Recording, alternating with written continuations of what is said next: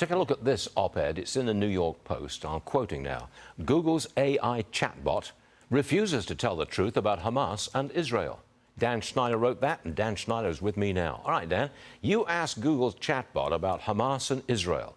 What was the response, and why was it wrong? Stu, it's almost unbelievable, but we've been seeing for years how Google uses its power for a left-wing political agenda. And so we tested it out using its own chatbot called Bard.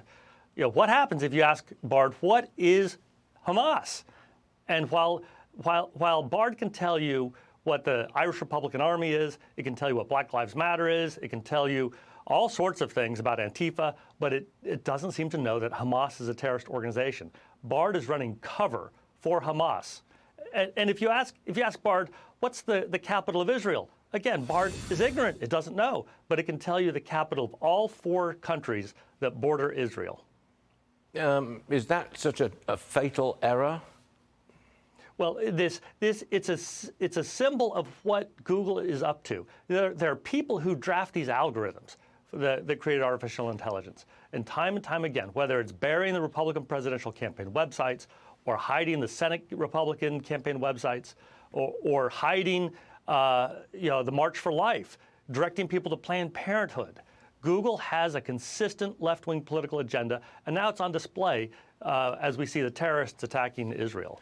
Did you see this? A CNN anchor says the rest of the world, their words, agrees with the Queen of Jordan that there is one-sided support for Israel. Watch this, please. Roll it. She is expressing exactly what the rest of the world thinks, the world in which the Muslims and many other parts of the world believe that there is, as she said, a glaring double standard. Dan, is she right? That's Christiane Amanpour. Is she right?